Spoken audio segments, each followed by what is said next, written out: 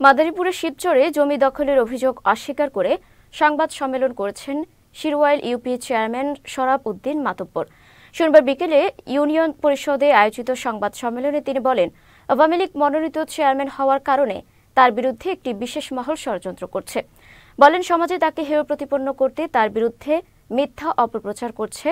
শিরওয়াইল ইউনিয়নের পশ্চিম কাকুইর এলাকার সালাম মোল্লা ও তার ভাইয়ের 1 একর জমি জোর করে ভেকু দিয়ে মাটি তুলে দখল করছে, এমন একটি অভিযোগ করা হয় শিরওয়াইল ইউনিয়ন পরিষদের চেয়ারম্যান শরাব উদ্দিন মাতব্বরের বিরুদ্ধে।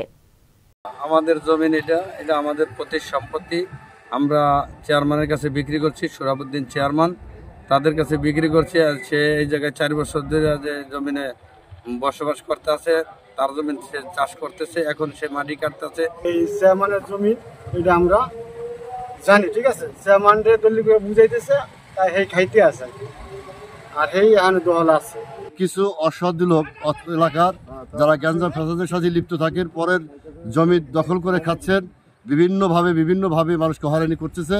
তারা একটা লোক, তারা এসে চেয়ারম্যানের নামে একটা অপপ্রচার করতেছে যে চেয়ারম্যানের নিজের ক্ষমতায় সে এইভাবে মাটি কাটতেছে। আসলে বিষয়টা সম্পূর্ণ ভুল। সালাম মোল্লা তার ওয়ারিশ, তার চেলাপেলা সহ তারা এই জমি আবার টাকা দাখিল করে। মূলত এই জমিটা আজকে 4 বছর আগ থেকে চেয়ারম্যানই ভোগ করে আসতেছে।